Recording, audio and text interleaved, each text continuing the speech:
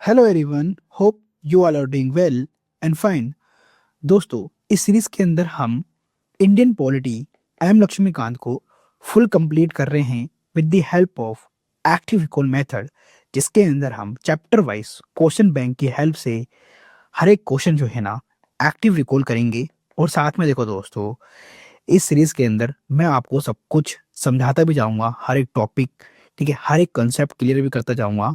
और इवन दोस्तों, इस सीरीज में ना आप सारे चैप्टर ही कंप्लीट करोगे। हम यहाँ पर एक भी चैप्टर नहीं छोड़ने वाले लक्ष्मीकांत का। और यहाँ पर मैं रेफरेंस के लिए लक्ष्मीकांत की बुक को ना इस्तेमाल भी करूंगा, यूज भी करूंगा, जिसमें आपको मैं ये शो करूंगा कि यहाँ पर हर एक क्वेश्चन से ना आपका पूरा चैप्टर रिवाइज हो जाता है।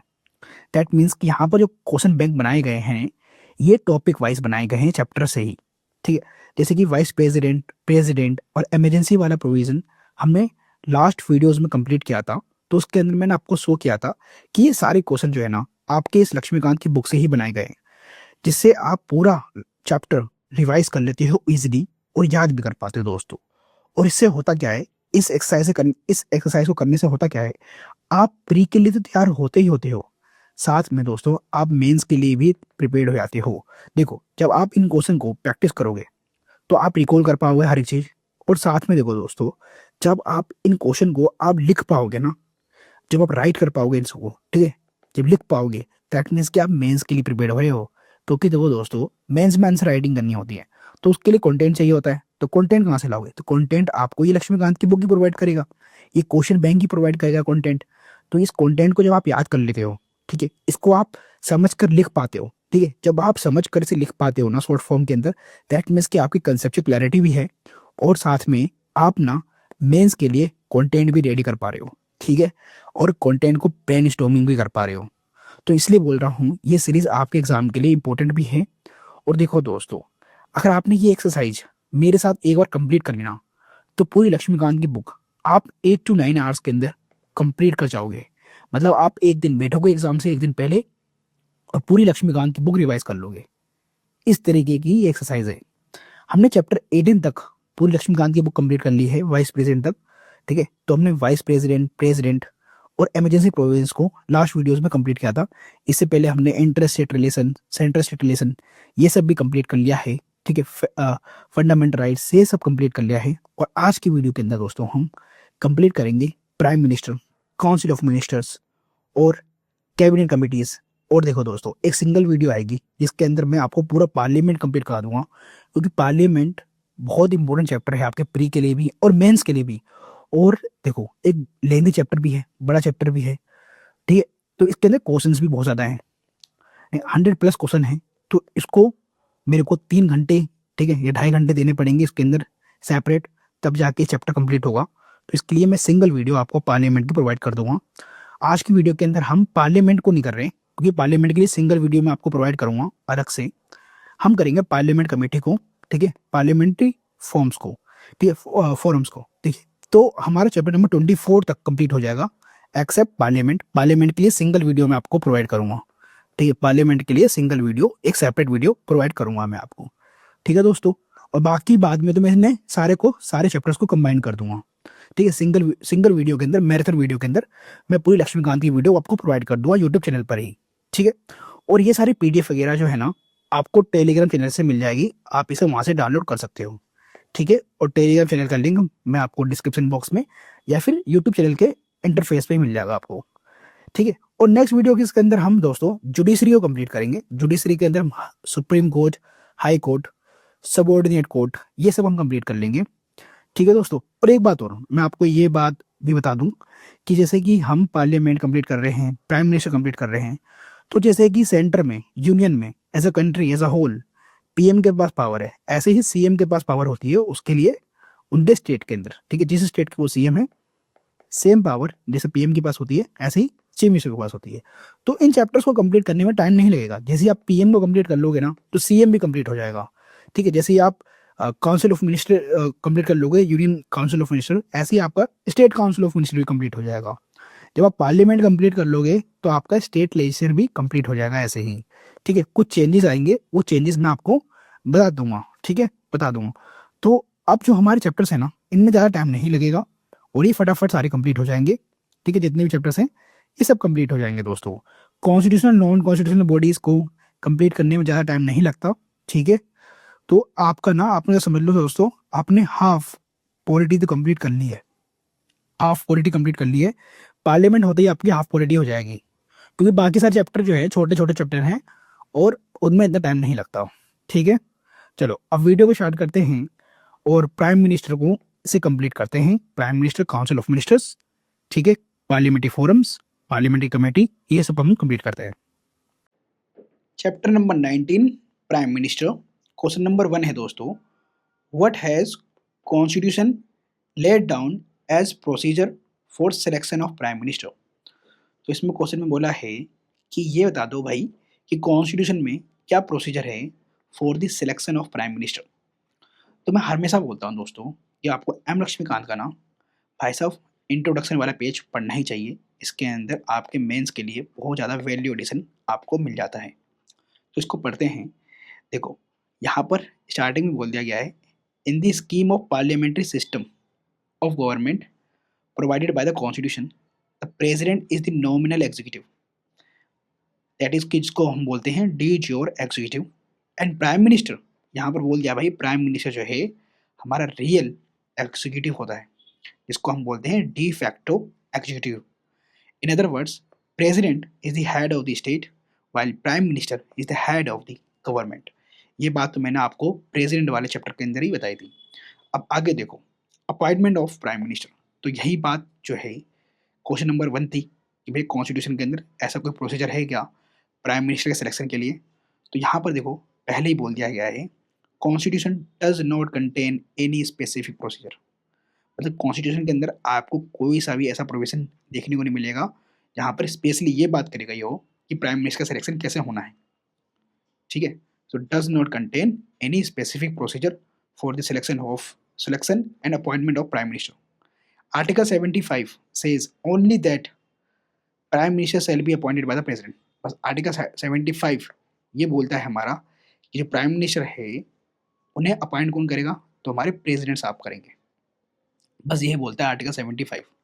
अब आगे, however this does not imply that president is free to appoint anyone as the prime minister। लेकिन इसका मतलब ये नहीं है कि प्रेसिडेंट जो है किसी को भी ऐसा प्राइम मिनिस्टर अपॉइंट कर देंगे एमपी में से, है ना। तो इस बात को भी ध्यान रखना है। In accordance with the convention. अब देखो ये कन्वेंशन है, मतलब कॉन्स्टिट्यूशन में नहीं मिलेगा, ये कन्वेंशन है जो चलती आ रही है इसकी पार्लियामेंट्री सिस्टम ऑफ गवर्नमेंट की, जहाँ पर president has to appoint the leader of the majority party in the Lok Sabha as the prime minister. But when no party has a clear majority in the Lok Sabha, then President may exercise his personal discretion in the selection and appointment of the Prime Minister। इस बात को भी ध्यान रखना है। In such a situation, the President usually appoints the leader of the largest party or coalition in the Lok Sabha as a Prime Minister and ask him to seek vote of confidence in the House within a month। ये भी time ध्यान रखना है। This discretion was exercised by the President for the first time in the 1979 when Neelam Sanjeeva Reddy, उस time की president थी, appointed चरण Singh the coalition leader as the prime minister after the fall of the Janata Party government headed by the Morarji Desai। This is more. This is also one more situation when the president may have to exercise his individual judgment in the selection and the appointment of prime minister। This is when the prime minister in office dies suddenly, there is no obvious successor। अब देखो दोस्तों, जो भी यहाँ पर बात लिखी हुई है ना, मैं आपको समझा देता हूँ। देखो, हमारे कॉन्स्टिट्यूशन में ऐसा कोई स्पेसिफिक प्रोसीजर तो नहीं है कि प्राइम मिनिस्टर को कैसे अपॉइंट करना है, लेकिन आर्टिकल 75 ये कहता है कि प्राइम मिनिस्टर को अपॉइंट कौन कराएंगे, तो प्रेसिडेंट साहब कराएंगे। ठीक है, मतलब अपॉइंटेड होंगे ये प्रेसिडेंट से, लेकिन प्रेसिडेंट के पास ये पावर नहीं है कि वो किसी को भी वो अपॉइंट कर दे एज अ प्राइम मिनिस्टर। नहीं है, वो फ्री नहीं है इस चीज़ के लिए। कन्वेंशन चलती आ रही है, ठीक है, कि पार्लियामेंट्री सिस्टम गवर्नमेंट के अंदर हम leader of the majority party government को ही, जो लोकसभा के अंदर लीडर ऑफ मेजोरिटी पार्टी का होता है, उसी को ऐसा प्राइम मिनिस्टर अपॉइंट करते हैं। अब ये ना कन्वेंशन में आपको समझाता हूँ। देखो, अभी इलेक्शन हुआ था, ठीक है, अभी इलेक्शन हुआ था आपका 2024 में, ठीक है, लोकसभा का। और 2024 में जो है कोलिशन गवर्नमेंट बनती है किसकी, बताओ, बीजेपी की। ठीक है, दैट इज इनकी कोलिशन को कहते हैं हम एनडीए, नेशनल डेमोक्रेटिक अलायंस। ठीक है, अब इसके अंदर जो है बिहार के हमारे जेडीयू साहब, मतलब नीतीश कुमार जी की पार्टी है ना, और आपका चंद्रबाबू नायडू जी की पार्टी जो आपको मिलेगी आंध्र प्रदेश में, इन सबका कोलिशन गवर्नमेंट है। ठीक है, और इवन चिराग पासवान का भी बिहार में से है ना, तो इन सबका कोलिशन गवर्नमेंट है एनडीए। अब इसके अंदर एक बात और दोस्तों, एक बात और, हाँ, शिवसेना भी। ठीक है, जिसके जो आपका शिवसेना के अंदर मिलेंगे। ठीक है, राज ठाकरे वाली नहीं बोल रहा मैं। ठीक है, जो एकनाथ शिंदे वाली है, ठीक है, शिवसेना। तो इन सबका कोaliशन गवर्नमेंट है एनडीए का। अब इसके अंदर इन्होंने प्राइम मिनिस्टर को अपॉइंट नहीं करेंगे ये इंडिया वाले, ये leader of the majority party को अपॉइंट करेंगे, मतलब अपना लीडर चुनेंगे, अपना नेता चुनेंगे। लीडर मतलब अपना नेता चुनते हैं। अब ये नेता जो है सारे वोटिंग से चुनते हैं, ये सहमति होती है इनके बीच में। तो एनडीए वाले में देखना कि इन सबों के अंदर मीटिंग होती है जिसके अंदर ये नाम अनाउंस करते हैं कि मैं श्री नरेंद्र मोदी जी को अपना लीडर चुनता हूँ। ठीक है, तो उसके अंदर अमित शाह वगैरह जितने बड़े बड़े नेता हैं और जो भी अपोजिशन के लीडर हैं। ठीक है, अपोजिशन के जो भी लीडर हैं, ठीक है, या अपोजिशन के नहीं बोलना, कोलिशन के जितने भी लीडर हैं, कोलिशन पार्टी के जितने भी लीडर हैं, नेता हैं, वो चुनते हैं कि भैया हमारा जो मुखिया होगा, ठीक है, मुखिया होगा, हेड होगा, वो मोदी जी हैं। ठीक है, नरेंद्र मोदी जी हैं। तो ऐसे करके वो अपने लीडर ऑफ मेजोरिटी पार्टी को चुन लेते हैं। जैसे ही वो लीडर ऑफ मेजोरिटी पार्टी को चुनते हैं, ये अपना नाम भेजते हैं प्रेसिडेंट साहब के पास कि देखो ऐसा है, हमारा तो इस व्यक्ति के ऊपर विश्वास है, ये हमारे लीडर होंगे। तो प्रेसिडेंट इनको अपॉइंट करते हैं एज अ प्राइम मिनिस्टर।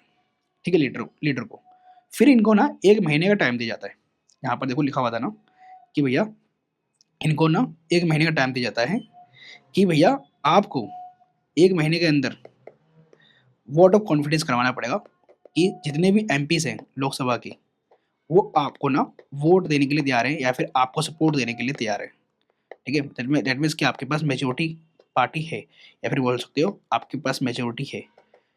ठीक है, तो उसके लिए मेजोरिटी के लिए आपको पता है 543 सीट्स है, तो इसका हाफ कर दो।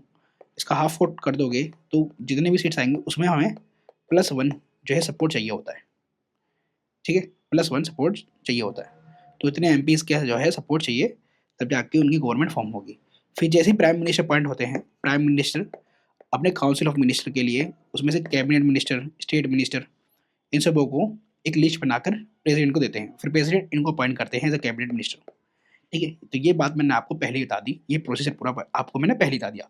तो इसका मतलब आपको क्वेश्चन नंबर 1 का आंसर मिल चुका है। इसमें आपको लिखना क्या है, इसमें लिखना है कॉन्स्टिट्यूशन में सिर्फ आपको मिलेगा क्या, आर्टिकल 75। आर्टिकल 75, और ये क्या कहता है कि जो पीएम है ये अपॉइंट होंगे किनके द्वारा, ये अपॉइंटेड बाय प्रेसिडेंट होंगे। ठीक है, लेकिन प्रेसिडेंट जो है फ्री नहीं है, वो किसी को भी अपॉइंट कर दे। ठीक है, कोई स्पेसिफिक प्रोसीजर नहीं है कॉन्स्टिट्यूशन के अंदर। ठीक है, लेकिन यहाँ पर मेजोरिटी पार्टी के लीडर बनते हैं प्राइम मिनिस्टर। यहाँ पर ये भी लिख दो, मेजोरिटी पार्टी, इनके पास मेजोरिटी होती है, उसके लीडर को अपॉइंट करा जाता है एज अ प्राइम मिनिस्टर। फिर इनकी फ्लोर टेस्टिंग करी जाती है। फ्लोर टेस्ट होता है, इसके अंदर इनको ये मेजोरिटी शो करनी पड़ती है। ठीक है दोस्तों, तो इतना लिख दियो तो आपको याद रहेगा। क्वेश्चन नंबर 2 देखो, यहाँ पर बोला है does a constitution require a person to prove his majority before getting appointed as a prime minister. यहाँ पर बोला क्या है कि कॉन्स्टिट्यूशन के अंदर यह बोला हुआ है कि एक पर्सन को ना प्रूव करना पड़ेगा majority before getting appointed as a prime minister. देखो बिफोर नहीं, आफ्टर। अगर यहाँ पर लिखा होता आफ्टर तो ये ठीक होता, वो भी with in month, with in a month. ठीक है दोस्तों, अभी आपने ये पढ़ा था ना, तो विद इन अ मंथ जो है प्रूव करना पड़ेगा। ठीक है, तो जरूरी नहीं है पहले प्रूफ करो। ठीक है, तो प्रेजेंट बोलता है कि आपको 1 महीने का टाइम है, आप 1 महीने के अंदर आप मेजोरिटी साबित कर दो। अभी हमने चौधरी चरण सिंह जी का केस देखा था, जिसके अंदर पर्सनल डिस्क्रिप्शन में प्रेसिडेंट अपॉइंट कर देते हैं कोalition गवर्नमेंट के हेड का एज ए प्राइम मिनिस्टर। फिर उनको फ्लो टेस्टिंग के लिए बोला जाता है कि 1 महीने में तुम मेजोरिटी साबित करके दिखा दो, है ना, ध्यान रखना। Question number 3, can PM be a member of any 2 houses? Yes, Manmohan Singh ji Rajya Sabha से इलेक्ट होके आए थे, ठीक है, राज्यसभा से इलेक्ट होके आए थे मनमोहन सिंह जी, और वो पीएम बने थे, यस। तो ये भी ध्यान रखना कि दोनों हाउस में से कहीं से भी आपको मेंबर ऑफ पार्लियामेंट होना है, और आप कैबिनेट मिनिस्टर भी बन सकते हो, इवन प्राइम मिनिस्टर भी बन सकते हो। इवन आपको इंदिरा गांधी जी भी ऐसे देखने को मिलेंगी कि जो राज्यसभा से चुनकर आई थी, ठीक है दोस्तों, तो ये भी ध्यान रखना। और ये भी ध्यान रखना कि अगर कोई व्यक्ति मेंबर ऑफ पार्लियामेंट नहीं भी है, तब भी वो कैबिनेट मिनिस्टर या प्राइम मिनिस्टर बन सकता है, लेकिन मैक्सिमम 6 मंथ्स के लिए, और उस 6 मंथ्स के अंदर जो है ना, उसको दोनों हाउस में से, या तो लोकसभा से या तो राज्यसभा से इलेक्ट होकर उसे आना पड़ेगा, ठीक है, वरना उसकी मेंबरशिप चली जाएगी। ये बात को भी ध्यान रखना है। क्वेश्चन नंबर 4 में कह रहा है, is the term of PM is fixed. तो इसने बोला कि जो टर्म है पीएम का वो फिक्स होता है क्या? तो देखो दोस्तों, आपको पता है कि गवर्नमेंट जो है 5 ईयर्स के लिए होती है, लोकसभा जो है 5 ईयर्स के लिए होती है, लेकिन पीएम का उसके अंदर पोस्ट जो है फिक्स नहीं होता। क्या पता पीएम के पास जो है वोट ऑफ कॉन्फिडेंस ये लूज कर जाए, ठीक है, उनके खिलाफ नो कॉन्फिडेंस मोशन पास हो जाए, तो इनकी जो सीट है वो जा सकती है। तो कोई फिक्स नहीं होता, नो लिख दो यहाँ पर, और कोई भी बन सकता है, ठीक है। तो कॉन्स्टिट्यूशन कहता है कि during the pleasure of president, इस बात को ध्यान रखना है कि कॉन्स्टिट्यूशन कहता है during the pleasure of president के ऊपर जो है प्राइम मिनिस्टर अपॉइंट होते हैं। तो जैसे वोट ऑफ कॉन्फिडेंस खोजेंगे प्राइम मिनिस्टर, तो ये प्लेजर ऑफ प्रेसिडेंट भी चला जाएगा इनका, ठीक है, इस बात को ध्यान रखना है, ठीक है। अब आगे क्वेश्चन नंबर 5 क्या है कि what powers does PM enjoy as a head of council of minister with respect to president with respect to parliament. तो क्या क्या पावर है प्राइम मिनिस्टर की, ये बात बोली गई है।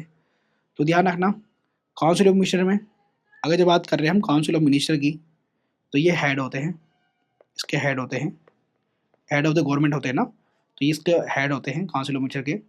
तो वो डिसाइड करते हैं कि कौन सा मिनिस्ट्री मिलेगा किसको, वो मीटिंग चेयर करते हैं।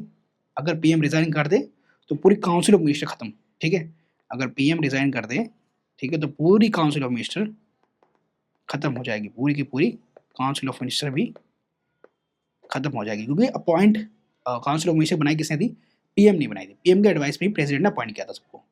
अब विथ रिस्पेक्ट टू प्रेसिडेंट, ये भी जान लो, पीएम एक ब्रिज की तरह है, ठीक है, पीएम एक ब्रिज की तरह है जो कम्युनिकेशन करते हैं between the head of the government and head of the state के बीच में, ठीक है। तो पीएम ब्रिज हैं जिसमें काउंसिल मिनिस्टर के सारे डिसीजन प्रेसिडेंट को बताना, ये ड्यूटी होती है इसकी, प्राइम मिनिस्टर की ड्यूटी होती है, और ये लिखा हुआ है आर्टिकल 78 में। तो आर्टिकल 78 में तुम्हें ये बात मिलेगी देखने को।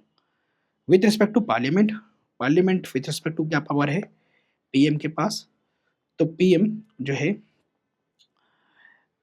देखो पीएम जो है ना, लोकसभा को डिसॉल्व करने की पावर होती है इनके पास। अगर ये बोल दे, लिख कर दे दे प्रेसिडेंट को कि वे लोकसभा को डिसॉल्व कर दो, ठीक है, तो प्राइम मिनिस्टर के एडवाइस के ऊपर, प्राइम मिनिस्टर के एडवाइस के ऊपर प्रेसिडेंट बाउंड हो जाएंगे और इसको डिसॉल्व करने की पावर रखते हैं प्रेसिडेंट साहब, ठीक है। तो वो हाउस में बोल देंगे कि हाँ भैया डिसॉल्व करना है, ठीक है, तो ये डिसॉल्व कर देंगे। और एक बात और, वो प्राइम मिनिस्टर जो है ना, प्राइम मिनिस्टर हाउस के अंदर, दैट मीन्स कि पार्लियामेंट के अंदर गवर्नमेंट की पॉलिसी को अनाउंस करते हैं कि गवर्नमेंट की पॉलिसीज क्या होगी, ठीक है, ये सब जो है अनाउंस करते हैं कौन? Prime minister. तो ये सारी पावर्स होती है प्राइम मिनिस्टर की with respect to council of minister, with respect to president, और विथ रिस्पेक्ट टू पार्लियामेंट। तो ये सब ध्यान रखना है। और इससे देखो दोस्तों, इन 5 क्वेश्चन से आपने पूरा चैप्टर जो है रिवाइज कर लिया, ठीक है। अब देखो यहाँ पर लिखा हुआ था ओथ एंड सैलरी क्या होगी, तो ये तो बहुत ही बेसिक है, तो इसको भी पढ़ना है, ऐसी बात नहीं है, छोड़ देना है, ठीक है। ओथ, क्योंकि जब मैं बात कर रहा था प्रोसीजर की, अपार्टमेंट ऑफ द प्रोसीजर की, जब मैं बात बोलने लगा कि उसको इनको प्राइम मिनिस्टर प्रेसिडेंट अपॉइंट करेंगे, तो तुम्हें ये भी तो पढ़ना है ना भाई कि ओथ, तो ओथ ये सब जो है oath of office and secretary कौन दिलवाता है? प्रेसिडेंट साहब दिलवाते हैं इनको, ठीक है। और इनके ओथ में क्या क्या लिखा होता है ये भी आपको ध्यान रखना है, ठीक है। जैसे प्रेसिडेंट के ओथ में क्या लिखा होता है, जैसे कि पावर एंड फंक्शन की बात करें प्राइम मिनिस्टर की, तो यहाँ पर देखो अभी क्वेश्चन नंबर 5 हमने किया था in relation to council of minister. तो क्या-क्या पावर होती है? ही रिकमेंड्स अ पर्सन, है ना? Appointed as a minister by the president. He allocates and reshuffle the various portfolios. He can ask minister to resign, है ना? He presides over the meeting of the council of minister. Head होते हैं, guide करते हैं, direct करते हैं, control करते हैं, कोऑर्डिनेट करते हैं activities of the all the ministries को। He can bring about the collapse of council of minister by deciding from office. ठीक है, तो ये सब हमने कर लिया। रिलेशन टू प्रेसिडेंट, तो ब्रिज होते हैं, है ना? प्रिंसिपल चैनल होते हैं communication between the president and the council of minister. Communicate करते हैं प्रेसिडेंट के आपसे, है ना? जो भी काउंसिल ऑफ मिनिस्टर डिसीजन लेती है एडमिनिस्ट्रेशन के लिए, किसी भी चीज़ के लिए। फर्निश करते हैं such information related to the administration of the affairs of the union. ये सारे काम जो है प्राइम मिनिस्टर का ही होता है। कम्युनिकेशन करने का काम प्राइम मिनिस्टर का ही होता है। If the president so requires to submit for the consideration of the council of minister any matter on which a decision has been taken by the minister but which has not been considered by the council. That means कि president को अगर लगता है कि वो consideration के लिए भेजेंगे काउंसिल मिनिस्टर को कोई भी मैटर जो उनको बताया गया है, ठीक है, और देखा गया है कि भैया काउंसिल ने इसको कंसीडर किया है नहीं किया, ठीक है, तो इस बारे में ये भी प्राइम मिनिस्टर ही करेंगे, ठीक है, एडवाइस लेंगे और मीटिंग बिठाएंगे, ये सब काम करेंगे। He advises president with regard to the appointment of the important officials like Attorney General of India, ये भी पढ़ना है, Controller and Auditor General of India, Chairman and members of the UPSC, Election Commissioner, Chairman and members of the Finance Commission and so on। ठीक है, इसके लिए भी advice करते हैं प्राइम मिनिस्टर। तो आगे जब हम कॉन्स्टिट्यूशनल बॉडीज करेंगे तो इसके बारे में पढ़ेंगे ही, ठीक है, इसलिए ये क्वेश्चन मैंने मतलब आपको यहाँ पे देखने को नहीं मिलेगा। जब आप कॉन्स्टिट्यूशनल बॉडीज पढ़ोगे, यूपीएससी पढ़ोगे, अटॉर्नी जनरल ऑफ इंडिया पढ़ोगे, तो उसके अंदर प्राइम मिनिस्टर रोल के बारे में ही पढ़ोगे। जब आप अभी पार्लियामेंट पढ़ोगे तो उसके अंदर भी आप क्या कहते हैं प्राइम मिनिस्टर काम के बारे में जानोगे दोस्तों, ठीक है, इसलिए क्वेश्चन नहीं मिलेगा और भी, है ना? बाकी सारे क्वेश्चन आपको अलग अलग चैप्टर के अंदर भी देखने को मिलेंगे क्योंकि बहुत ज़्यादा क्या है दोस्तों ओवरलैपिंग है, ठीक है, बहुत ज़्यादा ओवरलैपिंग है, ठीक है, तो इन बातों को भी ध्यान रखना है। तो आर्टिकल 78 के बारे में भी बता रहा था मैं आपको, 75 के बारे में, 74 के बारे में, ये भी ध्यान रखना। अब ये सारे आर्टिकल जो है ना हम अभी पार्लियामेंट में भी पढ़ेंगे, ठीक है, इसलिए बोल रहा हूँ मैं कि यहाँ पर सिर्फ 5 क्वेश्चन से ही प्रैक्टिस करोगे आप पूरे चैप्टर की। जब हम अभी पार्लियामेंट करेंगे तो ये सब चीज़ें वापस आएंगी तो उसमें भी रिवाइज करोगे दोस्तों, ठीक है। जब हम कॉन्स्टिट्यूशनल बॉडीज करेंगे तो भाई साहब उसके अंदर पीएम का रोल भी होता है, अपॉइंटमेंट ऑफ द चेयरमैन के अंदर, ठीक है, तो उसको हम दोबारा पढ़ेंगे ना दोस्तों, ठीक है, तो आपको पता भी होगा लक्ष्मीकांत के अंदर बहुत कुछ ओवरलैप है, ठीक है, तो ये मत समझना कि प्राइम मिनिस्टर से सिर्फ 5 क्वेश्चंस, ओनली 5 क्वेश्चन, क्योंकि रीजन क्या है, क्योंकि ओवरलैपिंग है, इसको ओवरलैपिंग को खत्म करा गया है यहाँ पर, ठीक है। Chapter number 20 council of ministers. Question number 1 है दोस्तों आपका कि which is the real executive authority in the parliamentary system. अब देखो दोस्तों अभी हमने पीएम वाला चैप्टर किया था, उसके अंदर क्वेश्चन नंबर 1 भी रियल एग्जीक्यूटिव के बारे में बता रहा था, है ना, और आगे पूछा है which are the articles which broadly define this power. ठीक है, इसके लिए हम पहले काउंसिल ऑफ मिनिस्टर के फ्रंट पेज को, दैट मीन्स कि इंट्रोडक्शन वाले पेज को पढ़ेंगे पहले, क्योंकि यहाँ से हमें भाई वैल्यू एडिशन लेना है मेंस के लिए। तो यहाँ पर बोला गया है लक्ष्मीकांत की बुक के अंदर कि as the constitution of India provides parliamentary system of government model on the British pattern. तो आपको ये भी समझ में आ गया कि हाँ हमने ब्रिटिश से लिया है ये। The council of minister headed by the PM. तो यहाँ पर काउंसिल ऑफ मिनिस्टर जो है हेड कौन करते हैं, तो प्राइम मिनिस्टर करते हैं, और प्राइम मिनिस्टर और काउंसिल ऑफ मिनिस्टर ही रियल एग्जीक्यूटिव अथॉरिटी कहलाते हैं हमारे पॉलिटिको एडमिनिस्ट्रेटिव सिस्टम के अंदर। This principle of parliamentary system of government are not detailed in the constitution. That means कि हमारे कॉन्स्टिट्यूशन में ये डिटेल में नहीं मिलेगा आपको, बट हमारे पास 2 आर्टिकल हैं कॉन्स्टिट्यूशन के अंदर, आर्टिकल 74, 75 जो डील करते हैं इनको ब्रॉडली, है ना, स्केची एंड जनरल मैनर में। आर्टिकल 74 डील करता है with the status of council of minister, और आर्टिकल 75 डील करता है with the appointment, tenure, responsibility, qualification, oath and salaries and allowances of the ministers. तो आपको आर्टिकल 74, 75 भी यहाँ पर पढ़ना है दोस्तों, और अच्छे से पढ़ना है, क्योंकि यहाँ पर 2 आर्टिकल बताए गए हैं जो हमारे पार्लियामेंट्री सिस्टम के लिए आपको कॉन्स्टिट्यूशन के अंदर देखने को मिलेंगे, जो ब्रॉडली ही डिफाइन कर रहे हैं, मतलब ब्रॉडली बता रहे हैं, मतलब डिटेल में कोई प्रोसीजर नहीं है। डिटेल में कोई डिफाइन नहीं कर रहा।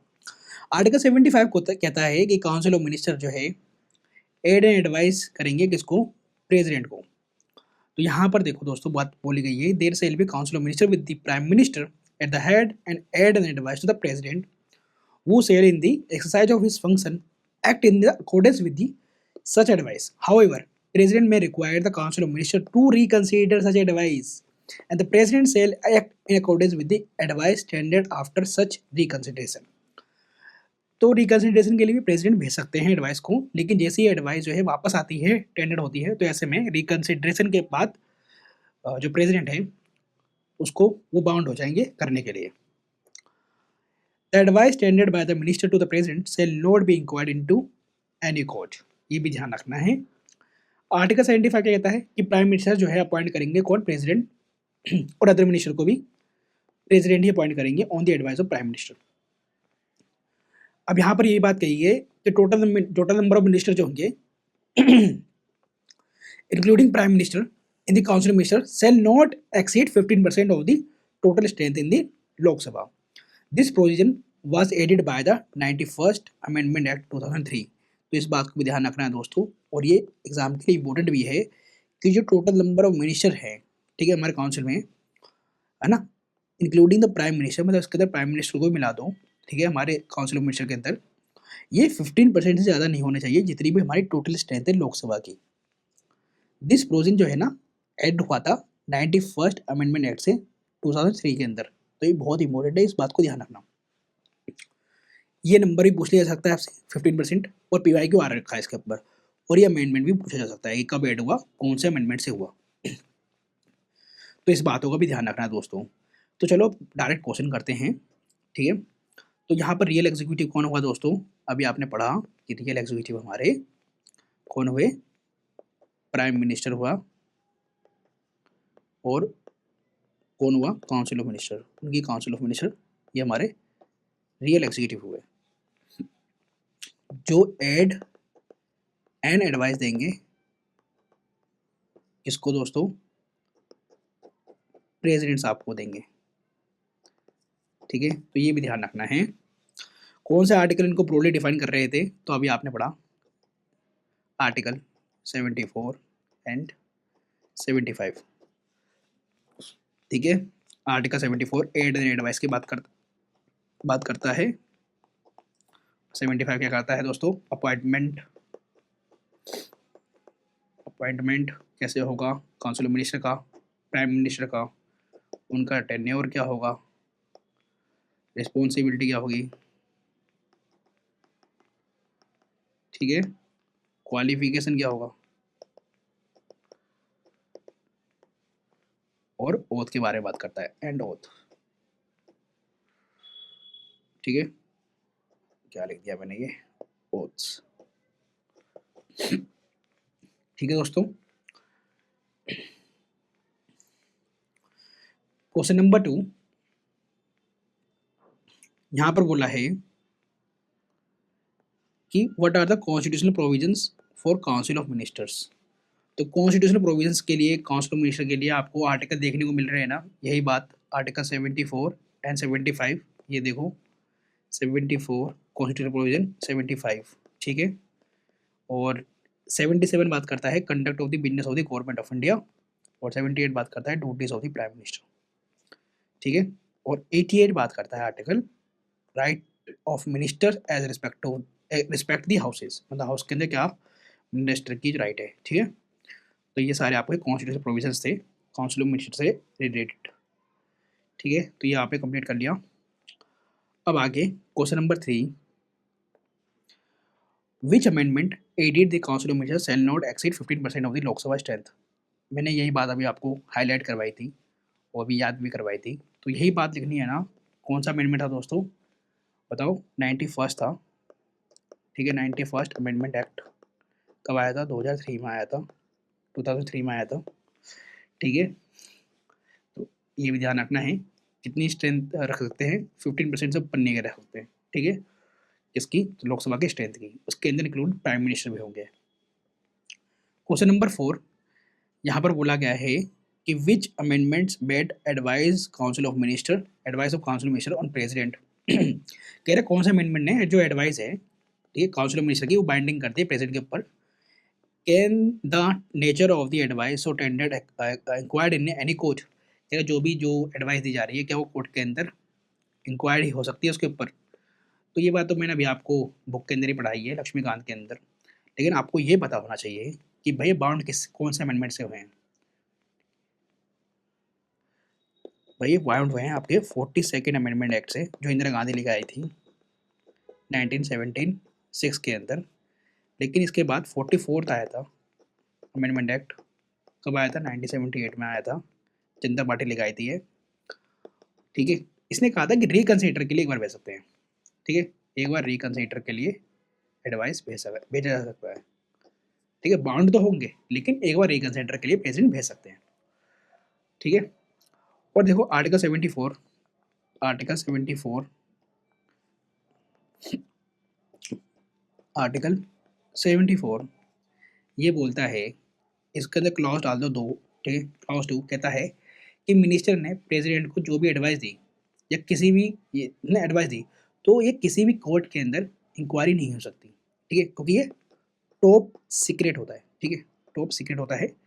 इन एडवाइस को जनता के सामने नहीं दे सकते, ठीक है, पब्लिक रिकॉर्ड के अंदर नहीं डाल सकते, ठीक है। तो ये नहीं हो सकता, नो। और ये मैंने अभी आपको पढ़ाया भी था। Question number 5, do council of minister cease to hold office even after Lok Sabha is dissolved. देखो दोस्तों क्वेश्चन को अच्छे से समझना, यहाँ पर बोला है कि काउंसिल ऑफ मिनिस्टर जो है ना सीज कर देंगे ऑफिस को, मतलब छोड़ देंगे अगर लोकसभा डिसॉल्व हो जाती है तो। देखो बात तो सही है, लोकसभा डिसॉल्व हो गई तो ऐसे में जो है न्यू काउंसिल ऑफ मिनिस्टर बनेगी, वो बात तो ठीक है। लेकिन दोस्तों जरा एक बात बताओ, हमारा आर्टिकल जो है ये बोलता है 74 कि council of minister headed by the prime minister ये एड एंड एडवाइस देंगे प्रेसिडेंट साहब को। तो एक बात बताओ, प्रेसिडेंट अपने आप से कुछ नहीं करते, इनको एड एंड एडवाइस चाहिए होती है council of minister headed by the PM. तो बताओ पीएम काम ओ प्राइम प्रेसिडेंट काम कैसे करेंगे, ठीक है, प्रेसिडेंट काम कैसे करेंगे। तो सुप्रीम कोर्ट ने इस बारे में बोल रखा है, सुप्रीम कोर्ट ने वर्डिक्ट में बोल रखा है 1971 के अंदर, ठीक है, इस बारे में कि बिना एड एंड एडवाइस के, बिना एड एंड एडवाइस के जो है आपका प्रेसिडेंट काम नहीं करता। तो इसके लिए केयर टेकर गवर्नमेंट जो है बनी रहेगी, ठीक है। पुरानी वाली जो काउंसिल ऑफ मिनिस्टर है, ओल्ड मैं लेता हूँ, ओल्ड काउंसिल ऑफ मिनिस्टर जो है एज अ केयर टेकर की तरह काम करेगी, केयर टेकर गवर्नमेंट की तरह काम करेगी, और ये एड एंड एडवाइस देंगे इसको, प्रेसिडेंट को, ठीक है। तो केयर टेकर की तरह काम करती रहेंगी, मतलब तुरंत ये ऑफिस को नहीं छोड़ सकते जब तक न्यू काउंसिल ऑफ मिनिस्टर नहीं बन जाए, ठीक है। क्वेश्चन नंबर 6 यहाँ पर बोला है ट्रू और फॉल्स बता दो। Any exercise of executive power without aid and advice will be unconstitutional under article 74। तो ये बात तो आपने 44th वाले अमेंडमेंट एक्ट के अंदर पढ़ी होगी, जब इंदिरा गांधी ने 1971 के अंदर इंटरनल इमरजेंसी के नाम पे इमरजेंसी लगा दी थी, ठीक है, इंटरनल जो है डिस्टर्बेंस के नाम पे इमरजेंसी लगा दी थी। तो यहाँ पर ट्रू और फॉल्स बताना है, तो मैं आपको बता दूँ यस ये ट्रू है, ठीक है, अनकॉन्स्टिट्यूशनल माना जाएगा बिना एड एंड एडवाइस के जो है कोई भी एग्जीक्यूटिव पावर का इस्तेमाल करना, ठीक है, पीएम के द्वारा, ठीक है, कि वो प्रेसिडेंट को कुछ भी बोल दे फ़ोन पर, ऐसे नहीं होगा, ठीक है। तो इस बात को ध्यान रखना, हमारा आर्टिकल 74 ये कहता है कि एड एंड एडवाइस मैंडेटरी है, ठीक है, मैंडेटरी है। प्रेसिडेंट बिना काउंसिल मिनिस्टर की एडवाइस के कोई एग्जीक्यूटिव पावर का यूज़ नहीं कर सकते, ठीक है। Question number 7, does the minister who is a member of one house allowed to speak or to be part of proceeding of the other house, can he also vote। तो question जो है ये कहता है कि जो मिनिस्टर हैं वो मेंबर हैं, ठीक है, कोई से भी एक हाउस के, ठीक है, क्या वो अलाउ हैं, उनको मतलब परमिशन है कि वो पार्ट बन सकते हैं ये प्रोसीडिंग्स के अदर हाउस के, और क्या उसके अंदर वोट डाल सकते हैं। तो देखो वोट वाली तो बात ऐसी है कि वो जिस हाउस के मेंबर होंगे, चाहे वो राज्यसभा के हों, मैं लिख देता हूँ यहाँ पर, चाहे वो राज्यसभा के हों या लोकसभा के हों, तो वो उसी के अंदर ही वोट करेंगे जहाँ से वो इलेक्ट होके आए। लेकिन प्रोसीडिंग्स की बात है, तो प्रोसीडिंग्स में वो पार्ट ले सकते हैं किसी भी हाउस के अंदर। आपने देखा होगा कि इस समय के जो प्राइम मिनिस्टर हैं, वो लोकसभा से इलेक्ट होके आते हैं, तो वो राज्यसभा के अंदर भी आपको स्पीच देखते हुए मिल सकते हैं और लोकसभा के अंदर भी देखने को मिल सकते हैं। मतलब दोनों ही हाउस के अंदर वो पार्टिसिपेट कर सकते हैं। ठीक है, तो इस बात को ध्यान रखना है दोस्तों। ठीक है, एक मिनिस्टर दोनों हाउस के अंदर बोल सकता है, जो भी मिनिस्टर है वो दोनों हाउस के अंदर बोल सकता है। प्रोसीडिंग में बैठ भी सकता है, पर वोट उसी हाउस में करेगा जिसका वो मेंबर है। ठीक है, ध्यान रखना। Question number 8, how has constitution provided deputy PM, minister of state and deputy ministers. तो ये सब पोस्ट है ना, कुछ नहीं, पॉलिटिकल सिंबल एक तरीके से, या फिर पॉलिटिकल बैलेंस बनाने के लिए ये सारी पोस्ट बनाई गई है, डिप्टी पीएम। ठीक है, और minister of state and deputy ministers को। ठीक है, मतलब सबको एक तरीके से दर्जा देने के लिए कि भैया तुम भी मेरी पार्टी के अंदर अच्छा भूमिका निभा रहे हो, इसलिए, है ना, और कुछ नहीं। तो कॉन्स्टिट्यूशन सिर्फ काउंसिल ऑफ मिनिस्टर की बात करता है, डिप्टी पीएम की पोस्ट प्योरली पॉलिटिकल है दोस्तों, प्योरली पॉलिटिकल। ठीक है, प्योरली पॉलिटिकल है। ठीक है, प्योरली पॉलिटिकल है, कॉन्स्टिट्यूशन नहीं है। Minister of state, deputy minister administrative convenience के लिए होते हैं। ठीक है, minister of state, deputy ministers, ये सब एडमिनिस्ट्रेटिव कन्वीनियंस के लिए होते हैं कि हमें एडमिनिस्ट्रेशन और अच्छे से कर पाएँ, इसके लिए। कोई कॉन्स्टिट्यूशनल पोस्ट नहीं है सब।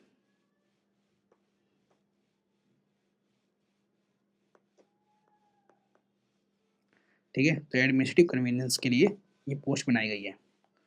Question number 9, which is the fundamental principle underlying working of the parliamentary system of government. तो भैया कौन सा फंडामेंटल प्रिंसिपल है, ठीक है, जो working of the parliamentary system of government के बारे में अंडरलाइन करता है। तो 9 ये है कि यहाँ पर हम कलेक्टिव रिस्पॉन्सिबिलिटी की बात कर रहे हैं। फंडामेंटल प्रिंसिपल लगा रहा है यही है कि पार्लियामेंट्री सिस्टम अगर सही से फंक्शन करेगा तभी कर पाएगा जब कलेक्टिव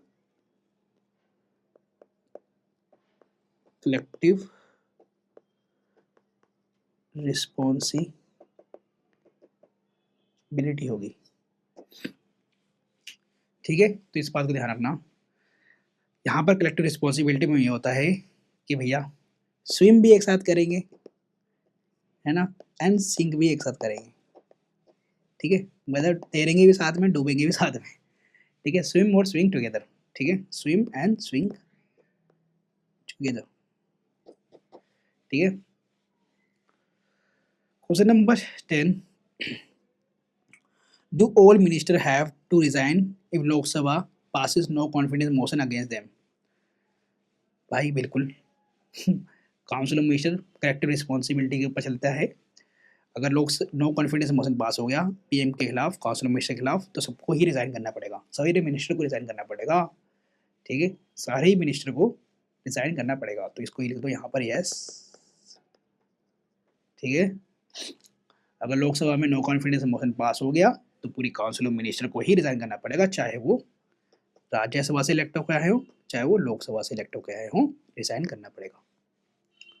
क्वेश्चन नंबर 11, जितने मिनिस्टर है, ठीक है, does constitution provide for a system of legal responsibility of a minister. कह रहा भैया कॉन्स्टिट्यूशन के अंदर जो है लीगल रिस्पॉन्सिबिलिटी ऑफ मिनिस्टर का, ये कॉन्स्टिट्यूशन मतलब प्रोवाइड करता है ऐसा कोई प्रोविजन।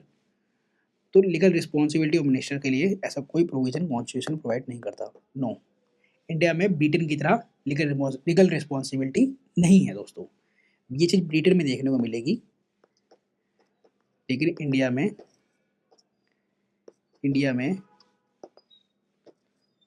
नहीं है। ठीक है, इंडिया में नहीं है। ठीक है, हमारे यहाँ प्रेसिडेंट के ऑर्डर पर मिनिस्टर को काउंटर साइन करने की जरूरत नहीं होती। ठीक है, काउंटर साइन करने की जरूरत नहीं होती, यहाँ काउंटर साइन करते हैं।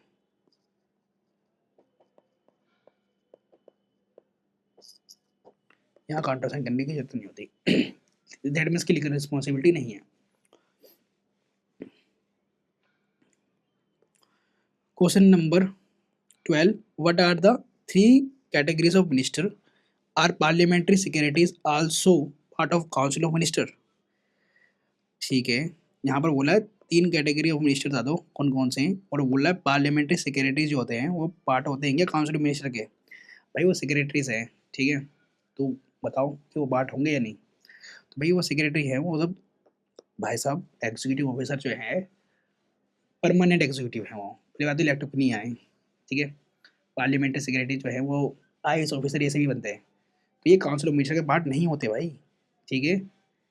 ये इनका हेल्प के लिए होते हैं, काम करने की हेल्प के लिए होता है, इनके लिए हेल्प के लिए होते हैं, ठीक है। तो इस बात का ध्यान रखना। और 3 कैटेगरीज क्या है, ठीक है, मिनिस्टर की, तो आपने अभी पढ़ा था कि फर्स्ट तो कैबिनेट होगा, कैबिनेट मिनिस्टर बनते हैं, ठीक है। सेकंड है minister of state, minister of state, और थर्ड है आपका डिप्टी मिनिस्टर,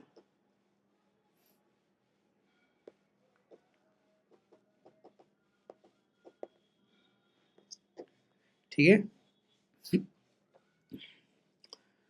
क्वेश्चन नंबर 13 है, ट्रू और फॉल्स बताना है। Cabinet definition is in the constitution, मतलब कैबिनेट की जो डेफिनेशन है कॉन्स्टिट्यूशन के अंदर मिलेगी या नहीं। And 3 tier council minister are defined in a law, क्या ये कॉन्स्टिट्यूशन डिफाइन करता है, इसके ऊपर पीवाई क्यों आ रखा है दोस्तों। तो ध्यान रखना, ओरिजिनल कॉन्स्टिट्यूशन में कैबिनेट वर्ड का यूज नहीं था, ठीक है, कैबिनेट वर्ड का यूज नहीं था। इसे 44th अमेंडमेंट एक्ट जो कि 1978 में आया था के जरिए, ठीक है, ये आर्टिकल 352 के अंदर डाला गया।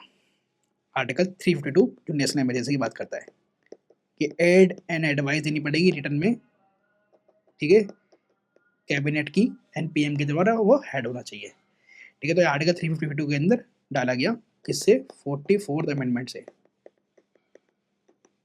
ओरिजिनल कॉन्स्टिट्यूशन में ये नहीं था, ठीक है, ये भी ध्यान रखना। और ये भी जो है 3 टीयर ऑफ काउंसिल मिनिस्टर जो भी मैंने आपको बताया, डिप्टी मिनिस्टर वगैरह, ये कॉन्स्टिट्यूशन में नहीं है, ये कन्वेंशन है, ठीक है, कन्वेंशन होती है आपकी परंपरा, तो इसका भी ध्यान रखना है। Question number 14, differentiate between the council of minister and cabinet minister, बहुत इंपॉर्टेंट है। और क्वेश्चन नंबर 15 है किचन कैबिनेट, किचन कैबिनेट क्या होता है। तो सबसे पहले council of ministers and cabinet के बीच में जान जाओ। तो कैबिनेट तो न्यूक्लियस होता है, आपको पता है, छोटा होता है ना, और काउंसिल ऑफ मिनिस्टर में ज़्यादा मिनिस्टर देखने को मिलेंगे, तो ये एक स्मॉल बॉडी है, ठीक है, सिंपल भाषा, और ये बड़ी बॉडी है, ठीक है, तो साइज में बड़ा मिलेगा, ये साइज बिगर है इसका, ठीक है, बिग बॉडी बिगर है ये थोड़ी, है ना। इसमें 60 to 70 आपको मिनिस्टर देखने को मिल जाएंगे। इसके अंदर कोर होते हैं, कोर मतलब 15 से 20 ही मिल जाएंगे, ठीक है। अगर इनकी बात करें पावर्स की, तो रियल पावर तो यही एक्सरसाइज करते हैं कैबिनेट, रियल पावर इनके पास होती है, जितनी मीटिंग लेते हैं इंपॉर्टेंट यही लेते हैं। और पेपर्स पे काउंसिल ऑफ मिनिस्टर का नाम आता है, पेपर्स पे काउंसिल ऑफ मिनिस्टर का नाम आता है। मीटिंग्स काउंसिल ऑफ मिनिस्टर में ये कभी कभार होते हैं, ठीक है, कभी कभार होते हैं मतलब, और ये भाई हर इम्पोर्टेंट मीटिंग पे यहाँ पर मीटिंग होती है, मीटिंग्स की जाती है।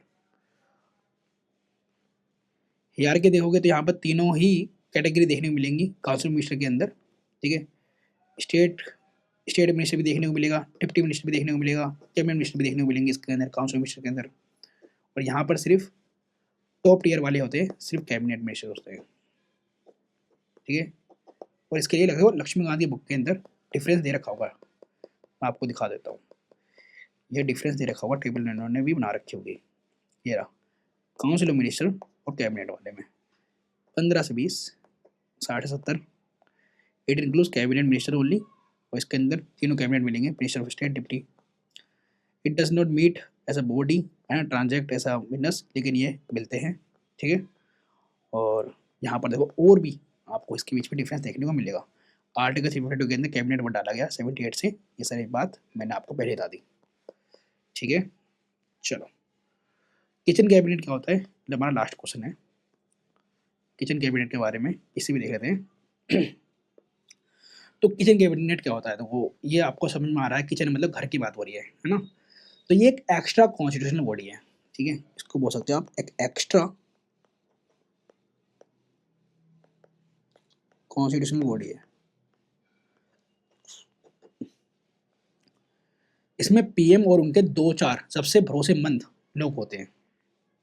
तो इसके अंदर कौन मिलेंगे? पीएम और गिनती के 2-4 जो है इसके ऊपर जो है जिनके कंधों पे भरोसा कर सकते हैं पीएम, ठीक, उसको रखते हैं, चाहे वो मिनिस्टर हो या मिनिस्टर के बाहर हो, दोस्त फैमिली कोई भी हो सकता है। ठीक है, ये किचन कैबिनेट होता है। ठीक है दोस्तों, तो ये ध्यान रखना। तो इसके बारे में भी ना आपको लक्ष्मीकांत के अंदर दे रखा होगा किचन कैबिनेट के बारे में, मैं दिखा देता हूँ। किचन कैबिनेट ये रहा, ठीक है, तो ये यहाँ पर बता रखा होगा। ठीक है, किचन कैबिनेट के बारे में एक स्मॉल बॉडी होती है, ठीक है, प्राइम मिनिस्टर की, और prime minister have resorted to the advice of inner cabinet, extra constitutional body होती है ये। ठीक है, मैंने बता दिया आपको ये क्या क्या काम होती है, ये सब बनने यहाँ पे लिखा हुआ है, तो इसको भी पढ़ना है। और हमारा इसी के साथ काउंसिल ऑफ मिनिस्टर वाला चैप्टर भी कंप्लीट हो गया। अब हम करेंगे दोस्तों कैबिनेट कमेटीज। इसमें सिर्फ 3 क्वेश्चन हमें प्रैक्टिस करनी है कि जो इंपॉर्टेंट है सिर्फ दोस्तों वही तो करेंगे। ये कैबिनेट मिनिस्टर अभी हमने पढ़ा था, तो इनकी कुछ कमेटीज भी होती है कैबिनेट की, और ये भी दोस्तों लक्ष्मीकांत में भी कुल 1.5-2 पेज का ही है। ठीक है, इतना ज़्यादा नहीं है कंटेंट इसके अंदर भी, तो क्वेश्चन भी 3 इसके लिए काफ़ी है। ठीक है, वैसे कैबिनेट कमेटीज़ क्या होती है इसका हम इंट्रो देख लेंगे। तो ये सारे फीचर्स है कैबिनेट कमेटीज़ के, जैसे कि ये ज़्यादा फीचर्स होती है कैबिनेट कमेटीज़। ये एक्स्ट्रा कॉन्स्टिट्यूशन होते हैं in emergence, in other words they are not mention in the constitution. पहले बोल दिया कॉन्स्टिट्यूशन के अंदर मेंशन नहीं है। However rules of business provide for the restrictions, लेकिन रूल्स बना रखे हैं हमने इनके बिजनेस के लिए, काम के लिए। ठीक है, तो हम डायरेक्ट इनके क्वेश्चन नहीं करेंगे। यहाँ पर क्वेश्चन है 1, which articles describe them in the constitution, what are there 2 types. तो 2 टाइप्स बता दो और कौन से जो आर्टिकल्स हैं जो इनको कॉन्स्टिट्यूशन के अंदर मिलेंगे इनके लिए। ठीक है, तो कॉन्स्टिट्यूशन में कोई आर्टिकल है या नहीं, पहले बात तो ये देखो। तो मैं आपको बता दूँ कॉन्स्टिट्यूशन की, भैया इसके अंदर मोटी किताब के अंदर ऐसा कोई आर्टिकल नहीं है। ठीक है, अभी मैंने बताया था कि कॉन्स्टिट्यूशन में नहीं है मेंशन, अभी हमने पढ़ा। ठीक है, ये एक्स्ट्रा कॉन्स्टिट्यूशन होता है। ठीक है, क्या होते हैं? एक्स्ट्रा कॉन्स्टिट्यूशन, एक्स्ट्रा कॉन्स्टिट्यूशन होते हैं। ठीक है, और लेकिन इनका रूल्स ऑफ बिजनेस में आपको इनका नाम काम देखने को मिल जाएगा। रूल्स ऑफ बिजनेस में भी हमने पढ़ा था, रूल्स ऑफ बिजनेस में इनका काम देखने को मिल जाएगा। जो आर्टिकल है आपका 77 क्लॉज 3। ठीक है, तो इस बात को ध्यान रखना। और इसके जो है 2 टाइप्स पूछे गए हैं कि 2 टाइप्स कौन कौन से होते हैं। तो एक होती है स्टैंडिंग कमेटी, स्टैंडिंग मतलब परमानेंट,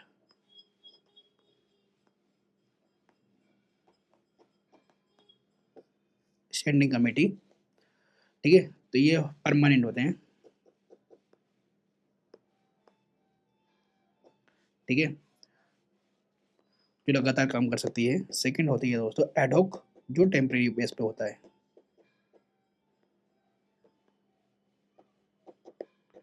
एडहॉक होता है जो टेम्परेरी होता है,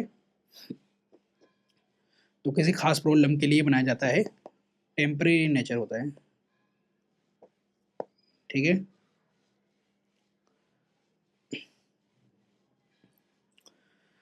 question number 2, are only cabinet minister part of it. क्या सिर्फ कैबिनेट मिनिस्टर इसके पार्ट होते हैं? यस और नो? तो जान लो भाई, इनका नाम कैबिनेट कमेटीज है, तो इसका मतलब ये है, ये नहीं है कि मतलब सॉरी, ये नहीं है कि मेंबर सिर्फ एक्सक्लूसिव है। ठीक है, मोस्टली कैबिनेट मिनिस्टर होते हैं इसके अंदर, मोस्टली दैट मीन्स कि इसके अंदर जो कैबिनेट मिनिस्टर नहीं है वो भी हो सकते हैं। Mostly cabinet minister, mostly cabinet commissioners होते, कैबिनेट मिनिस्टर्स होते हैं, पर नॉन कैबिनेट वाले भी हो सकते हैं इसके अंदर, plus non cabinet, non cabinet minister भी इनके मेंबर होते हैं। Question number 3, describe 4 important committees, their scope of work and their chair. तो बता दो भैया 4 इंपॉर्टेंट कमिटीज के बारे में और उनके स्कोप ऑफ वर्क हो और उनके चेयर को। तो जो 4 इम्पोर्टेंट जो है कमिटीज़ है इसके अंदर आपको जो देखने को मिलेगी, उनका स्कोप ऑफ वर्क भी बताना है इसके अंदर। तो इसके अंदर टेबल बनानी पड़ेगी दोस्तों, टेबल के लिए जगह है यहाँ पर। चलो मैं यहाँ पर बना देता हूँ। चलो पहले इनके 4 कमिटीज़ के बारे में बता देते हैं। जैसे कि फर्स्ट पॉलिटिकल अफेयर्स कमेटी,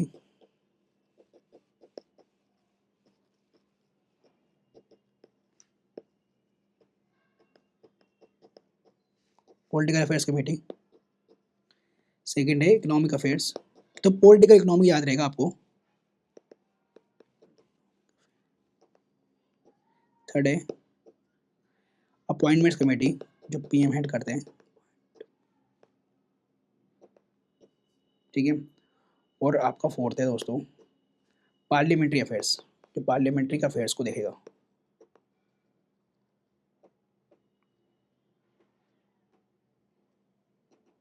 अब इनके स्कोप बता देता हूँ काम करने का। देखो पॉलिटिकल नाम से चल रहा पॉलिटिकल अफेयर्स कमेटी है, दैट मीन्स कि सारे डोमेस्टिक और फॉरेन पॉलिटिक्स के बड़े मसले, दैट मीन्स कि इसको सुपर सुपर सुपर कैबिनेट कहते हैं, ठीक है। क्या कहते हैं? सुपर कैबिनेट, ठीक है। जितने बड़े बड़े इंपॉर्टेंट फैसले हैं, ठीक है, डोमेस्टिक या फॉरेन पॉलिटिक्स के, ये सारे लेता है, ठीक है। यहाँ मीटिंग होती है। इकोनॉमिक अफेयर्स में देश की इकोनॉमी को मतलब बड़े इन्वेस्टमेंट का डायरेक्शन कैसे यहाँ पर सेट करना है, तो इकोनॉमिक अफेयर्स के में हम इकोनॉमी की बात करेंगे। अपॉइंटमेंट्स के अंदर टॉप लेवल ब्यूरोक्रेसी, ठीक है, सेक्रेटरीज, ठीक है, बैंक की पोस्टिंग की बात करेंगे, उनके पोस्ट की बात करेंगे, अपॉइंटमेंट्स की बात करेंगे, ठीक है दोस्तों। उनका ट्रांसफ़र वगैरह भी बात करेंगे इसके अंदर, ट्रांसफ़र कहाँ करना है किसे, है ना, अपॉइंटमेंट कमेटी करती है। और पार्लियामेंट वाली में, तो पार्लियामेंट नाम से पता चल रहा है, इसके अंदर क्या होगा दोस्तों, पार्लियामेंट में गवर्नमेंट का कामकाज का देखना, ठीक है, सेशन की डेट्स वगैरह, ठीक है, ये सब पार्लियामेंट्री कमेटी करेगी, नाम से पता चल रहा है। अब इनका बॉस कौन होते हैं, इनके चेयरमैन कौन होते हैं, तो ध्यान रखना दोस्तों, पार्लियामेंट्री अफेयर्स के अंदर होम मिनिस्टर होते हैं, ठीक है, और बाकी तीनों में पीएम होते हैं। इसमें भी पीएम हेड होंगे, चेयरमैन होंगे, और इसमें भी पीएम ही होंगे, और अपॉइंटमेंट्स कमेटी के भी पीएम ही होंगे। बस इकलौता है कमेटी जो यहाँ पर पार्लियामेंट्री अफेयर्स, जिसके अंदर होम मिनिस्टर है, ठीक है, इस बात को ध्यान रखना, ठीक है। तो PM is the king, PM ही मतलब आपको ज़्यादातर इंपॉर्टेंट कमेटीज के चेयरपर्सन देखने को मिलेंगे, जैसे पॉलिटिकल, इकोनॉमिक और अपॉइंटमेंट कमेटी, ठीक है, कोर पावर होती है। इसलिए पार्लियामेंट्री अफेयर्स में एक्सेप्शन है, इसे याद रखो कि होम मिनिस्टर ही करते हैं, ठीक है। और सुपर कैबिनेट जैसे कि पॉलिटिकल अफेयर्स कमेटी, ठीक है, सबसे पावर कमेटी है, क्योंकि यहाँ पर पॉलिटिकल डिसीजन लिए जाते हैं, ठीक है, इसलिए इसका चेयरपर्सन हमेशा पीएम ही रहेगा, ठीक है। सबसे पावरफुल कमेटी है आपकी पॉलिटिकल अफेयर्स कमेटी। अब हम करेंगे दोस्तों पार्लियामेंट वाला, हम एक सेपरेट वीडियो में कंप्लीट करेंगे चैप्टर, ठीक है। पार्लियामेंट चैप्टर बिग है और इम्पोर्टेंट भी है, तो इसको हम एक सेपरेट इकलौते वीडियो के अंदर इसे पूरा कंप्लीट कर देंगे, ठीक है। यहाँ पर टोटल नंबर ऑफ क्वेश्चन पता है बहुत सारे हैं, 115 क्वेश्चन है, ठीक है। चलो chapter number 23 parliamentary committee, question number 1 है यहाँ पर, does constitution make specific provisions for parliamentary committee, how are these matters dealt with, ठीक है।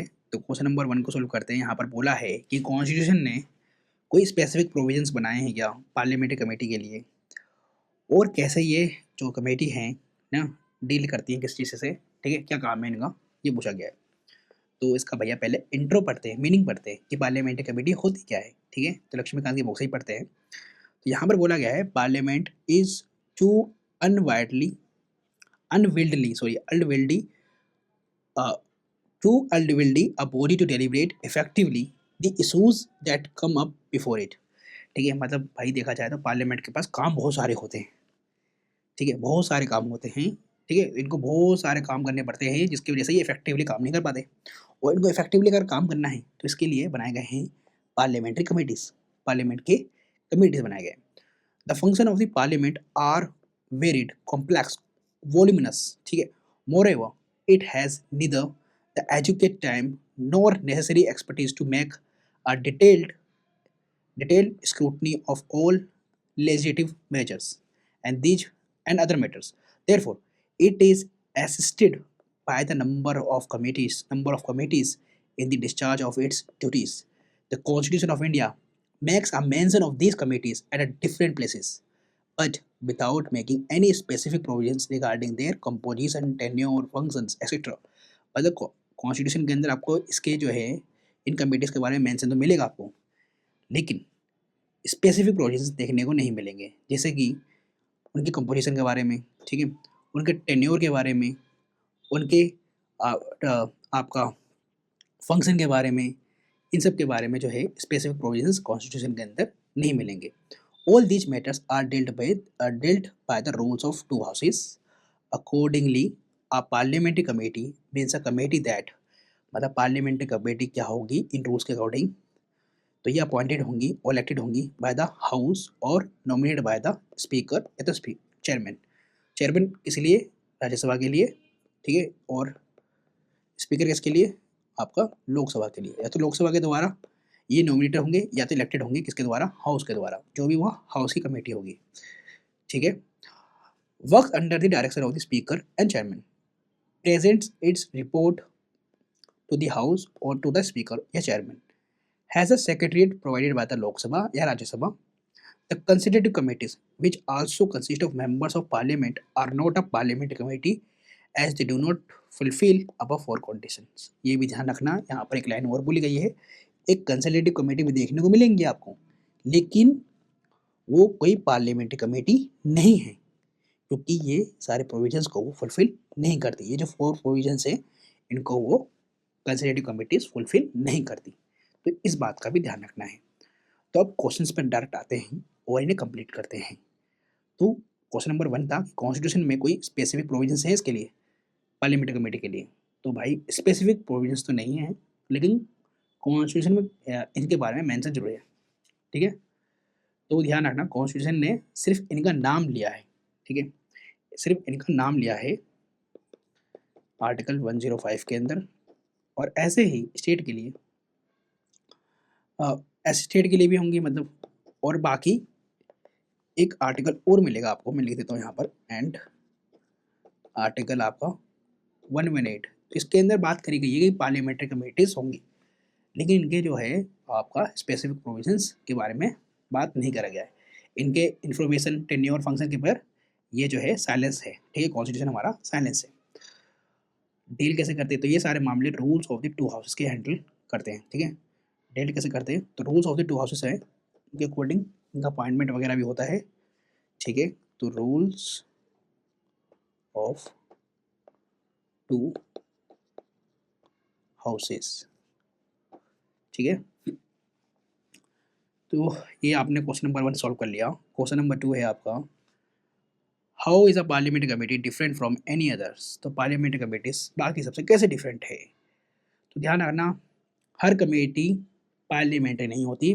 पार्लियामेंट्री कमेटी होने के 4 क्राइटेरियाज हैं, जो कि मैंने अभी आपको यहाँ पर पढ़ाए हैं. ठीक है, मैं इसको लिख दूँ क्या, तो चलो लिख देते हैं चलो. तो भैया अपॉइंटेड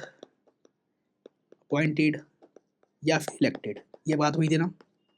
यस, या फिर अपॉइंटेड या इलेक्टेड किसके द्वारा होंगे, बाय द हाउस, जो भी हाउस की वो पार्लियामेंट्री कमेटी है.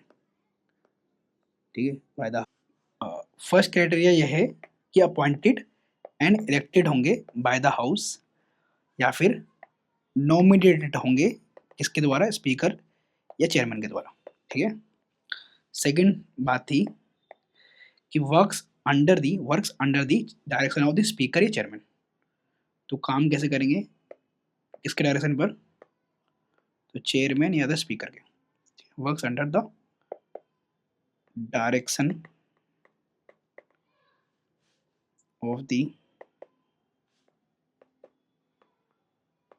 स्पीकर या chairman. Third, presents its report to the house. ठीक है, यस, ये जो बात थी ना कि अपने रिपोर्ट को प्रेजेंट करेंगे, प्रेजेंट इट्स रिपोर्ट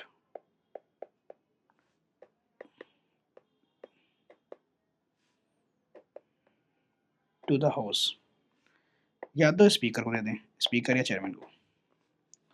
फोर्थ, इनके पास एक सेक्रेटरीट होगा, as a secretariat.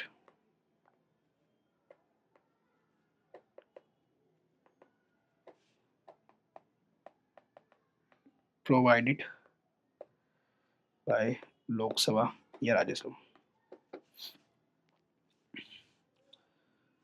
Question number 3,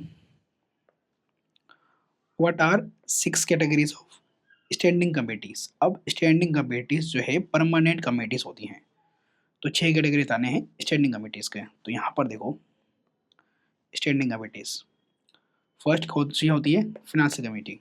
ठीक है, फर्स्ट है फाइनेंशियल कमेटी। इसके अंदर आपका public accounts committee, estimate committee और कमेटी ऑन पब्लिक अंडरटेकिंग देखने को मिलेगा। ठीक है, तो इसको आप ये याद रखना कि पब्लिक अकाउंट कमेटी को हम PAC बोल सकते हैं। ठीक है, और एस्टीमेट्स कमेटी एस्टीमेट करेगी, और पब्लिक अंडरटेकिंग को हम कहेंगे PUC। ठीक है, सॉरी पब्लिक, हाँ yes, committee on public undertaking को कहेंगे PUC। फिर आपको मिलेंगी डिपार्टमेंटल स्टैंडिंग कमेटीज, ये 24 है। डिपार्टमेंटल स्टैंडिंग कमेटी ये 24 देखने को मिलेंगे, इनको हम DRSC भी बोलते हैं। ठीक है, 24 कमेटीज है। थर्ड है कमेटी टू इंक्वायर, तो इसमें भी 3 कमेटी देखने को मिलेगी, petition, privilege and ethics committee. फिर आपको फोर्थ देखने को मिलेगी committees to scrutinise and control. ठीक है, फिर फिफ्थ है आपका committee related to day business of the house. फिर आपका लास्ट है 6 हाउस कीपिंग कमेटीज, या फिर इसको सर्विस कमेटीज भी बोलते हैं। अभी इनका काम होता है प्रोविजन ऑफ फैसिलिटीज प्रोवाइड करना, सर्विसेज टू द मेंबर्स। ठीक है, तो इनका ज़्यादा इंपॉर्टेंट काम नहीं है। तो ये 6 कमेटीज आपको देखने को मिल जाएंगी। ठीक है दोस्तों, अब ये आपका क्वेश्चन नंबर 3 हो गया। अब देखो क्वेश्चन नंबर 4 में बोला गया है what can two categories of ad hoc what can be 2 categories of ad hoc committees. फिर बोला गया है joint committee on a bill is under purview of which of the committee, which type of committee. तो ad hoc committee होते हैं temporary committee, तो इसके अंदर आपको 2 कैटेगरीज बतानी है एडो कमेटी की। तो पहले होता है इंक्वायरी वाली, ठीक है, स्पेसिफिक मैटर की, और दूसरी होती है एडवाइजरी वाली जो रिपोर्ट देती है। ठीक है, तो 2 कैटेगरीज में यहाँ पर बोल रखा है, डिवाइड कर सकते हैं। ठीक है, इंक्वायरी कमेटी और एडवाइजरी कमेटी के अंदर। ठीक है, तो ये टेम्पररी नेचर होती हैं, तो जब मर्जी आप इसे बनाओ हटा दो, बनाओ हटा दो। ठीक है, फिर ज्वाइंट कमेटी के बारे में बोली गई है, ज्वाइंट कमेटी ऑन बिल। ठीक है, तो जो ज्वाइंट कमेटी ऑन बिल का मतलब ये होता है कि ये एडवाइजरी कमेटी के अंदर आती हैं। ठीक है, तो काम खत्म होते ही ये कमेटी भी डिसॉल्व हो जाती है, ज्वाइंट कमेटी। ठीक है, ये देखो यहाँ पर बोला गया joint committee to examine matters relating to the allocation and pricing of telecom licence, ये सब बनाई जाती है ना। ज्वाइंट कमेटी ऑन मेंटेनेंस, ये सब। तो ज्वाइंट कमेटी भी देखने को मिलेगी। द सेलेक्ट और joint committee consider the bill clause by clause just of 2 houses too. ठीक है, फिर जैसे इनका काम खत्म हो जाता है, ये एडवाइजरी नेचर होती है, ध्यान रखना है एडवाइजरी नेचर होती है। जैसे काम खत्म, ये भी खत्म। ठीक है, फिर फाइनेंशियल कमेटी के अंदर जो अपने पढ़ा था, ठीक है, स्टैंडिंग कमेटी, उसको डिटेल में बताया गया है। जैसे कि पब्लिक अकाउंट कमेटी का काम क्या है, एस्टीमेट्स कमेटी का काम क्या है, कमेटी ऑन पब्लिक अंडरटेकिंग का काम क्या है, फिर डिपार्टमेंटल स्टैंडिंग कमेटीज जो 24 देखने को मिलेंगी। ठीक है, ये दे रखा है 24 का 24। फिर आपको committees to inquire, petition, privilege और एथिक्स कमेटी। फिर स्क्रूटिनाइज एंड कंट्रोल के ऊपर ये सारी कमेटीज हैं। तो जो इंपॉर्टेंट है ना, आपके स्टार्टिंग वाली हैं, जैसे public account committee, estimates committee, इनके बारे में अच्छे से पढ़ना है आपको। ठीक है, और ये कंसल्टेटिव कमेटी होती है जो पार्लियामेंट्री कमेटी नहीं होती, या आपने स्टार्टिंग में पढ़ लिया था। फिर ये चैप्टर आपका कंप्लीट हो जाएगा दोस्तों। ठीक है, तो ज्वाइंट कमेटी के बारे में आपने पढ़ लिया कि ये एडवाइजरी होती हैं। ठीक है, क्या होती हैं, एडवाइजरी होती हैं। तो काम खत्म होते ही इनका काम भी खत्म हो जाता है, तो मैं लेता हूँ एडवाइजरी कमेटी होती हैं। और 2 टाइप्स आपने पढ़ लिया, 2 कैटेगरीज के अंदर हमने, एक होती है आपकी इंक्वायरी वाली, और सेकंड होती है आपकी एडवाइजरी वाली।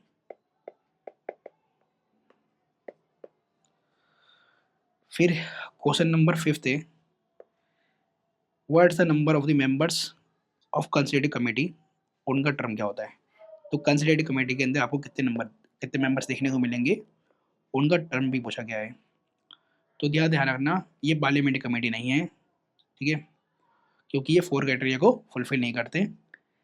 और एक बात और, ये मिनिस्ट्री ऑफ पार्लियामेंट्री अफेयर्स बनाती कमेटी, इस कमेटी को मिनिस्ट्री ऑफ पार्लियामेंट्री अफेयर्स बनाती है।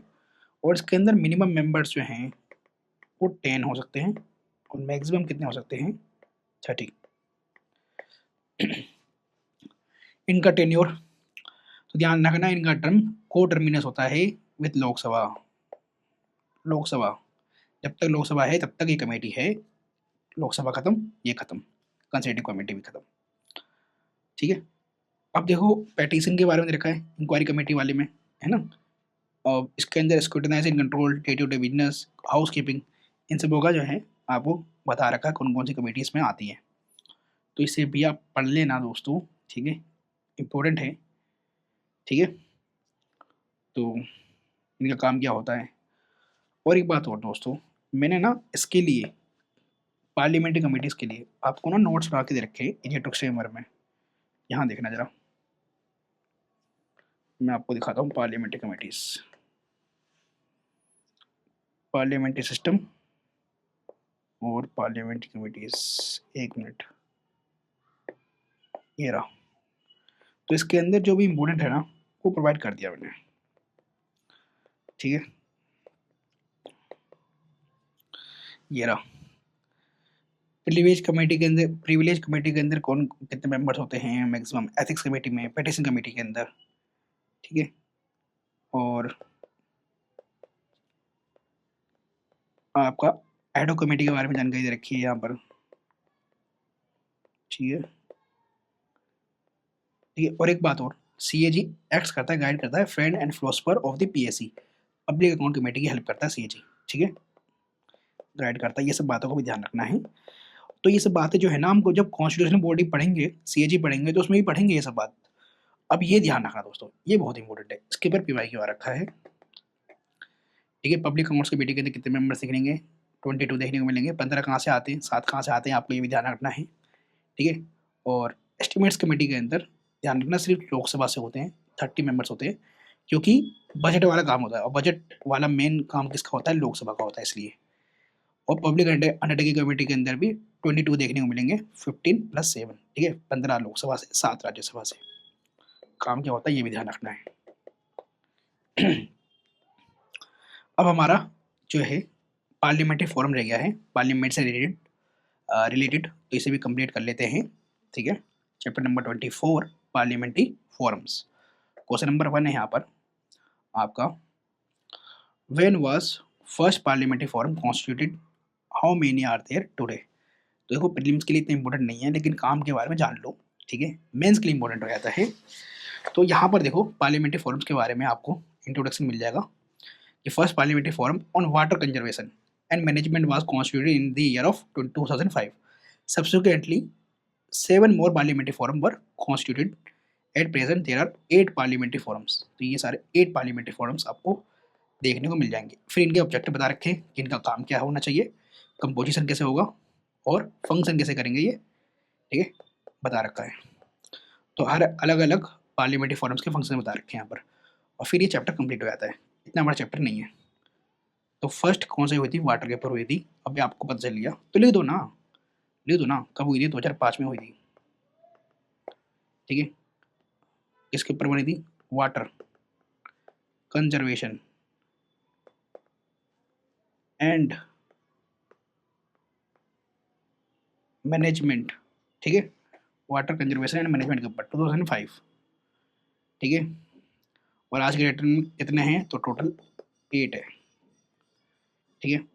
सेकंड क्वेश्चन है कि इनका ऑब्जेक्टिव क्या है।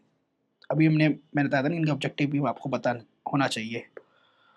तो ऑब्जेक्टिव क्या है, तो ऑब्जेक्टिव जानना दोस्तों, एमपीज को एक प्लेटफॉर्म देना जहां वो एक्सपर्ट्स और मिनिस्टर के साथ स्पेसिफिक इशूज जैसे ग्लोबल वार्मिंग, पॉपुलेशन, ठीक है, इन सब के ऊपर नॉलेज जो है शेयर कर सके, ठीक है। तो ये DRSC that is department related standing committee से ज़्यादा इनफॉर्मल और फोकस होती है। तो इनफॉर्मल होती है लेकिन ये फोकस्ड होती है, किसी भी काम के पर्पस के ऊपर फोकस होती हैं। तो एमपीज को हम ऐसा प्लेटफॉर्म देते हैं कि भैया तुम आइडिया शेयर करो अपने, ठीक है, इन मुद्दों के ऊपर आइडिया शेयर करो, ठीक है, ज्ञान बांटो यहाँ पर।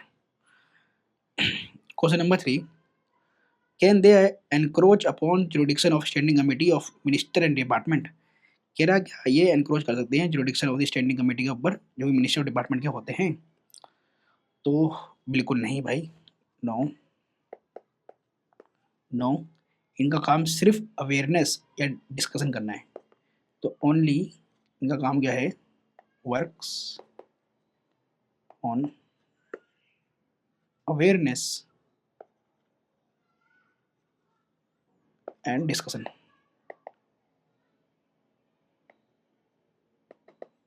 अवेयरनेस एंड डिस्कशन करना है। Question number 4, who is the president of the forums, how many are under Rajya Sabha? कह रहा है कि भैया कौन प्रेसिडेंट होता है इन फोरम्स के, ठीक है, और राज्यसभा के अंडर में कितनी है ये? तो भैया हमारे यहाँ 8 फोरम्स हैं, पार्लियामेंट्री फोरम्स, और इनके एक्स ऑफिशियल प्रेसिडेंट जो है स्पीकर ऑफ लोकसभा होते हैं। ये ध्यान रखना, प्रेसिडेंट कौन होते हैं, स्पीकर। स्पीकर की बात बोल दी तो ऑटोमेटिक समझ जाओ लोकसभा, ठीक है। एक्सेप्शन ध्यान रखना, forum on population and public health के जो प्रेसिडेंट होते हैं वो राज्यसभा के होते हैं, ठीक है। एक एक्सेप्शन ये भी ध्यान रखना,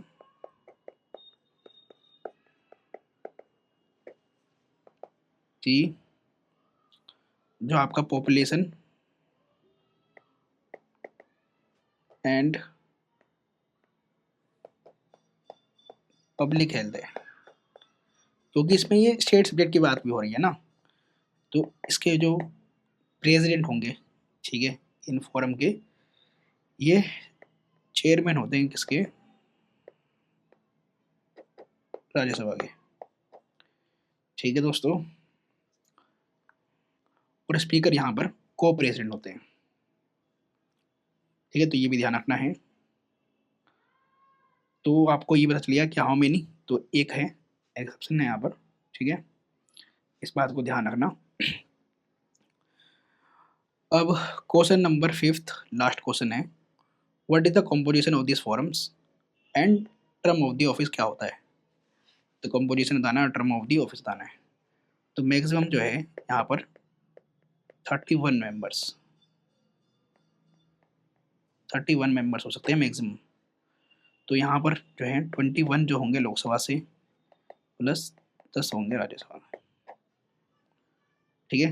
और टर्म की बात हो रही है, टर्म की बात हो रही है, तो जब तक वो मेंबर ऑफ पार्लियामेंट हैं, ठीक है, जब तक वो मेंबर ऑफ पार्लियामेंट बना हुआ है, ठीक है, अगर उन्होंने हाउस से रिजाइन किया है तो ऐसे या रिटायर हुए हैं तो उनकी फोएम की मेंबरशिप भी खत्म हो जाएगी, जब तक वो मेंबर पार्लियामेंट है, जब तक वो ऑफिस के अंदर होंगे, ठीक है, ये ध्यान रखना। तो हमारा पार्लियामेंट्री फोरम वाला चैप्टर भी कंप्लीट हो गया। अब हम करेंगे दोस्तों सुप्रीम कोर्ट, दैट मीन्स की जुडिशरी कंप्लीट करेंगे, जिसमें supreme court, high court, subordinate courts, ये सब कंप्लीट करेंगे, और ये पार्लियामेंट वाला चैप्टर भी, ठीक है दोस्तों। चलो